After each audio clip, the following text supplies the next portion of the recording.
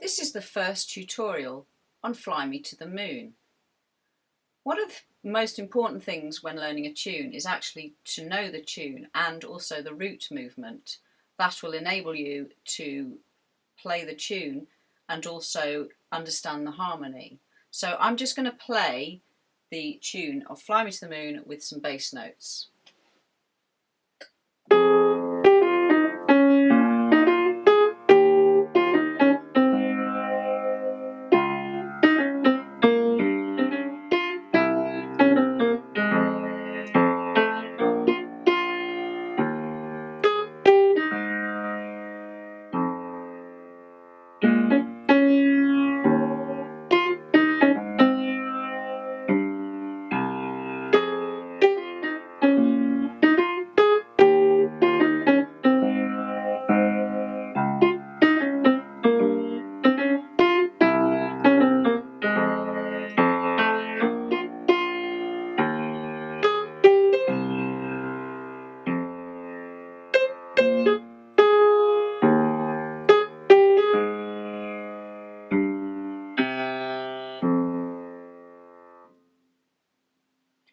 I played that in the key of A flat major, but in many versions of Fly Me to the Moon, the key is often F major, or it could be C major. In my tutorials, I'm going to talk about movement to various chords, and I'm going to try and avoid talking in a specific key because my tutorials are aimed at not just pianists, but also instruments such as trumpets, which are transposing, or which are in B flat, or say an alto sax, which is in E flat.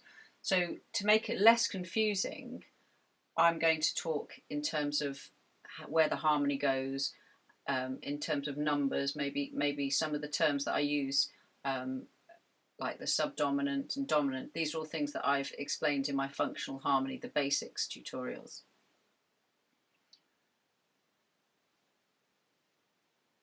The progression that I've talked about in my functional harmony tutorials are chords 5, chords 1, dominant, tonic. And this features very heavily in Fly Me to the Moon. There's also chord 2, which is a minor chord. So for example, in bars 2, 3 and 4, there is a 2, 5, 1.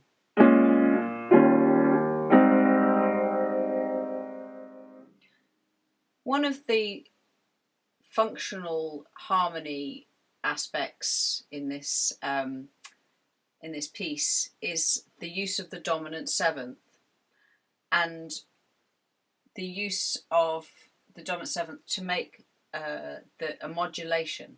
A modulation is to change key. So you'll often get a chord which could be a minor chord. In fact, it could be a major seventh chord, and just by altering the seventh, if it's a major seventh, or by altering the third, if it's a minor, make it a major, you can transform that chord into a dominant seventh.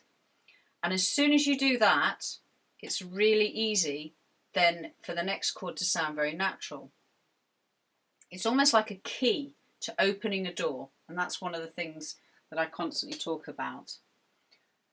For example, in the 4th bar of Fly Me to the Moon, we have the chord of A flat major in my key. I said I wasn't going to talk in keys, and there I am. Basically, whatever key you're in, it's chord 1. And we land on chord 1 from a dominant 7th chord in that key. But halfway through the bar, suddenly the major 7th becomes a flat 7th, and that becomes a dominant 7th. So that when you go to the next chord, which is technically chord 4, it sounds like you've changed key. That's a really useful device, and it happens a lot in this piece. Now, we haven't really changed key. We've just momentarily done it, because as soon as we've got there, we've gone somewhere else. In fact, what happened there is we went to something called the relative minor. That's also a useful term. The relative minor is a key that shares the same key signature with the major key. So for example, I'm in A flat, my relative minor is F minor. If you're a B flat transposing instrument, you would have been in the key of B flat major. So your relative minor is G minor.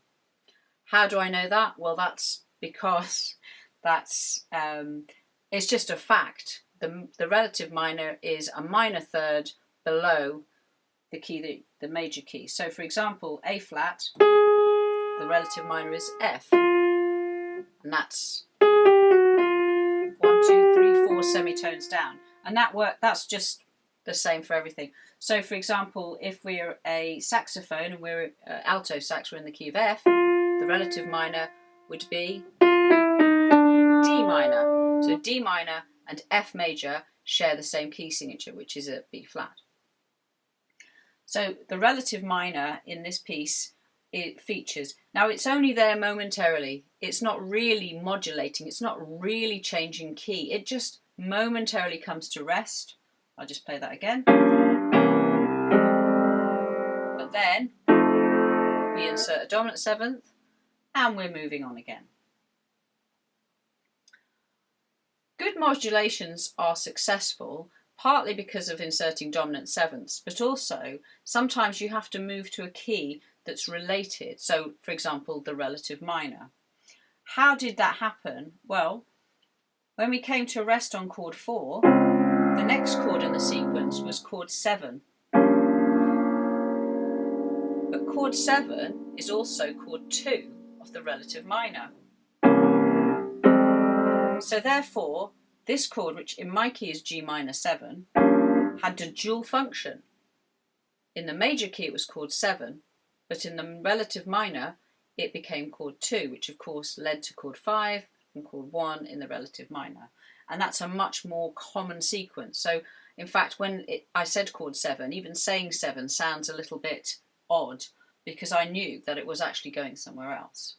So all of those devices will really help you understand the harmony in Fly Me to the Moon. And in the next tutorial, I literally am going to go through bar by bar what's going on. So if you check out tutorial 2, that should give you some more information.